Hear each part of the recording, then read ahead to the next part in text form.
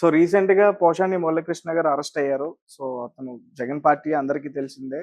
So అంటే అతని తర్వాత వరుసగా సినిమా పరిశ్రమకు సంబంధించి కొంతమంది వ్యక్తులు, ముఖ్యంగా ఒక మహిళ, ఇద్దరు మహిళలు అంటే ఒక ఆమె సినిమా రంగంలోనే ఉంది. మరొకళ్ళు బయట నుండే మాట్లాడతారు. ఒకప్పుడు సినిమా రంగం ఆమె గూడా. సో వరుసగా అరెస్ట్ అయ్యే ఛాన్సెస్ ఉన్నాయంటూ కూడా చెప్తున్నారు. సో దాని గురించి మీరు ఎలా స్పందిస్తారు? అరెస్ట్ అయినోళ్ళ కోసం చెప్పమంటారా? అరెస్ట్ కాబోతున్నోళ్ళ కోసం చెప్పమంటారా? హ్మ్. ఫస్ట్ అది చెప్పండి. సినిమా పరిశ్రమలో ఎవరైతే వైసీపీ పార్టీకి ఉన్నారో, వాళ్ళ వైపు ఉన్నారో వాళ్ళ గురించి చెప్పండి. ఇప్పుడు పోసాని కృష్ణమూర్తి గారిని అరెస్ట్ చేయడం తప్పంటారా? కరెక్ట్ అంటారా? ఖచ్చితంగా తప్పే సార్. ఆ? ఖచ్చితంగా తప్పే. అరెస్ట్ చేయడం తప్పండి. ఖండిస్తున్నారా మీరు?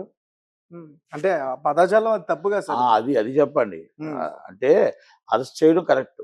హ్మ్. ఆయన మాట్లాడిన మాటలు తప్పే కదా! తప్పు. ఖండిస్తున్నారు కదా! మీరు సమర్థించట్లేదు నేను కదా! సమర్థించట్లేదు.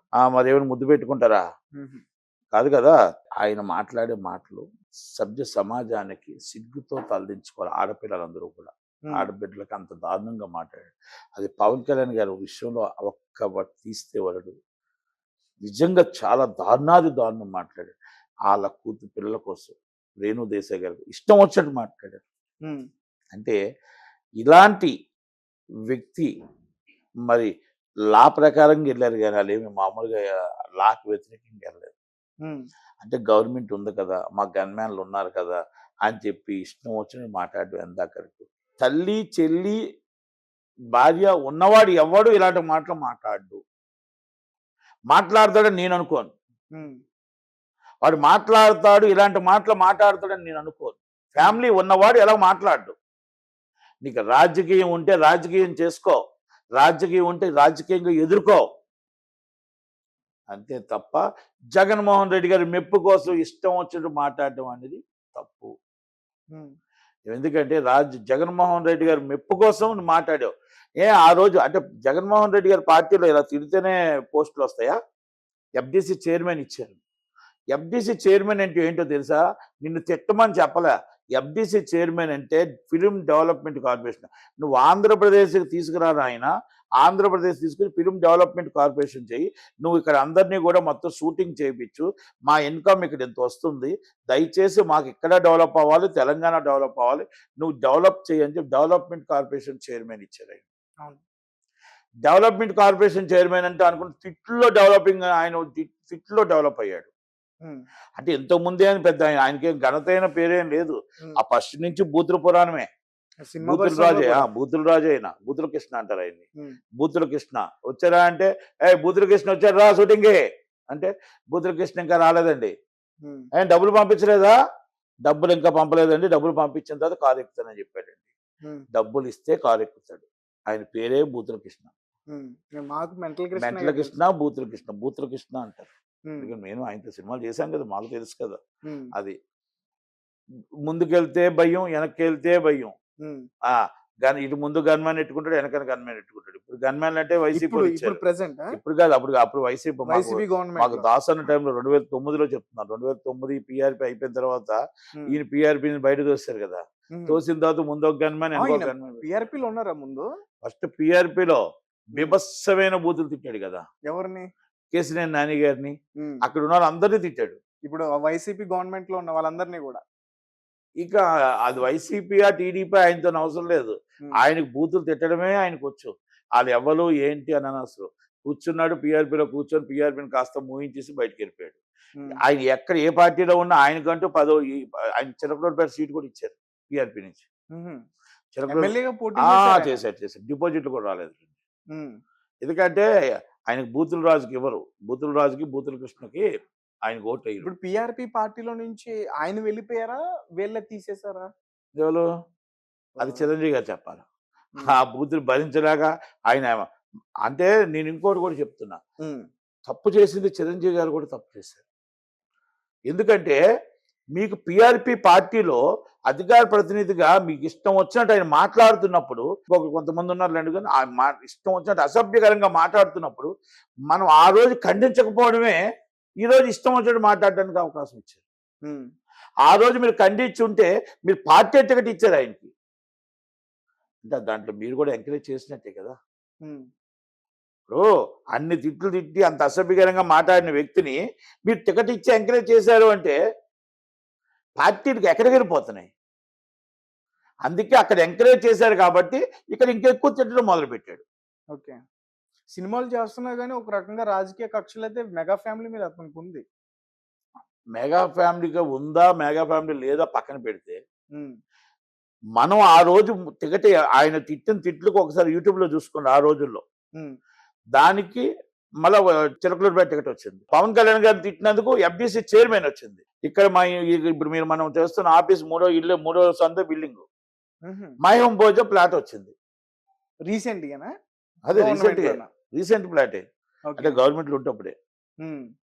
మరి ఇక్కడి నుంచి అక్కడికి ఎలాగెళ్ళాడు? హ్మ్. ఫైబర్ నెట్‌లో స్కామ్ జరిగింది. ఈయన హ్మ్. పాత్ర ఏంటి? ఆ రోజు ప్రసాద్ ల్యాబ్‌లో మీటింగ్ పెట్టించింది ఎవరు? హ్మ్. ప్రెస్ మీట్ పెట్టించింది ఎవరు? హ్మ్. ఫైబర్ నెట్ చైర్మన్ తీసుకొచ్చింది ఎవరు? ఫైబర్ నెట్ ఎండీని తీసుకొచ్చింది ఎవరు? విజయ్ కుమార్ రెడ్డి సమాచార శాఖ కమిషనర్ అంటే ఎఫ్‌డీసీ కమిషనర్ తీసుకొచ్చింది ఎవరు? ఎఫ్‌డీసీ చైర్మన్ గా పెట్టింది మీటింగ్ ఏంటి? అది మొత్తం డబ్బులు దాంట్లో గవర్నమెంట్ ఫైబర్ నెట్ సొమ్ము ఎంత దారాదత్తం చేశారు? ఆ సినిమాలు కొన్న సినిమాల్లో ఫైబర్ నెట్ లో కొన్న సినిమాల్లో హ్మ్. ఆ సినిమా తీసినోడు ఫ్యామిలీ కూడా సినిమా చూడదు. సినిమా తీసినోడు ఫ్యామిలీ కూడా సినిమా చూడదు. అంటే అలాంటి సినిమాలు కొన్నారా? అలాంటి సినిమాలు కొని ఒక సినిమా 18 మంది చూశారు. ఒక 5-10 లక్షలు పోయాయి. అలాంటివి మొత్తం టోటల్‌గా దారాదత్తం చేశారు. ఆ స్కామ్ ఉంది దాంట్లో. ఇయన్నీ జీవీ రెడ్డి గారు దాన్ని ఎత్తి చూపాడు. హ్మ్. జీవీ రెడ్డి గారు మంచిగా ప్రతిదీ చేసి 100 కిలోమీటర్లు మొత్తం టోటల్‌గా వైరింగ్ ఏసాం, పైపులేసాం అన్నారు. హ్మ్. Fibre net. ఏసామని చెప్పి డబ్బులు దోచుకున్నారు. హ్మ్. అక్కడ అసలు ఒక కిలోమీటర్ కూడా ఎయలేదు. అలాగే అక్కడ సబ్ కాంట్రాక్టర్‌కి ఎవరికీ పేమెంట్లు ఇవ్వలేదు. హ్మ్. ఇచ్చినట్టు అక్కడ కనబడుతుంది. 600 మంది ఉద్యోగాలు ఉన్నాయన్నారు. 600 మంది ఉద్యోగాలు లేకుండానే ఉద్యోగాలు డబ్బులు ఇస్తున్నారు. అయన్నీ ఎండీ గారికి చెప్తే, ఏవండీ ఐఏఎస్ ఆఫీసర్ గారు, ఇంత అవినీతి జరిగింది, ఇంత కుంభకోణాలు జరిగాయి. దయచేసి దీని మీద ఎంక్వైరీ చేసి వీళ్ళందరి మీద ముందు కేసు రిజిస్టర్ చేయండి. వీళ్ళందరినీ డిబార్ చేయండి అని అడిగాడు ఆయన. హ్మ్. ఆయన అడిగింది తప్పేం అడగలే.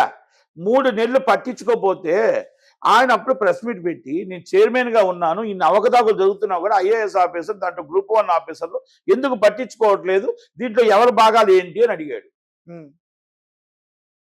దానికోసం చంద్రబాబు నాయుడు గారు ఆయన మందలించడం, ఆయన మనం చూసి చూడనట్టు వెళ్ళిపోవాలమ్మా అంటే, సార్ నేను చూసి చూడనట్టు బొత్త విగ్రహంలో నేను ఉండలేను, నేను చూసింది చూసినట్టే చెప్పగలుగుతాను కనుక దయచేసి ఈ పోస్ట్ నాకొద్దు, హ్మ్. మీ పదవి నాకొద్దు సార్ అని సభ్యత్వానికి కూడా రాజీనామా చేసి దండం పెట్టాడు. టీడీపీకి. అంతే కదా. హ్మ్. అది నిజాయితీ అయింది. పోసాని కృష్ణమురళి మీద ఎందుకు ఎంక్వైరీ చేయట్లేదు?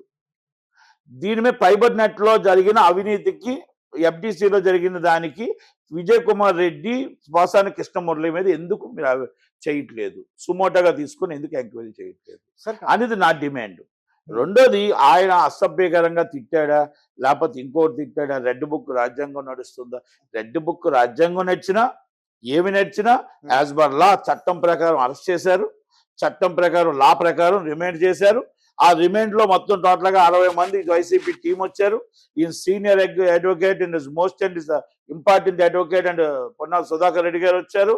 అందరూ ఆర్గ్యుమెంట్స్ చేసినా రిమాండ్ ఈజ్ కరెక్ట్ అని చెప్పి రిమాండ్ చేశారు. బెయిల్ కోసం తర్వాత విషయం అండి. అంటే ఇది కరెక్ట్ గా ఉండబట్టే కదా రిమాండ్ చేశారు. దాంట్లో ఇక తప్పే ఉంది? దాంట్లో రెడ్ బుక్ రాజ్యాంగం ఏముంది? లా ప్రకారం వెళ్తుంది, చట్టం ప్రకారం వెళ్తుంది. దాంట్లో తప్పెందుకు? ఏ బుక్ అయినా చట్టం ప్రకారం వెళ్తుంది కదా. మరి దాంట్లో తప్పని ఎందుకు కడతాం మనం? Right sir. సార్ మెగా ఫ్యామిలీని టార్గెట్ చేసి పవన్ కళ్యాణ్ ఎప్పుడైతే అతను ఆ రకంగా మాట్లాడాడో, దాని తర్వాత నుంచి అసల సినిమా అవకాశాలు తగ్గిపోయినాయి. ఈతనే వేరే వాళ్ళకి ఫోన్ చేసి అడిగే స్టేజ్‌కొచ్చేసాడు. అడగడు. హ్మ్. ఆ క్యారెక్టర్ ఆ కాదు విషయం అతనిది. ఆ క్యారెక్టర్ కాదు.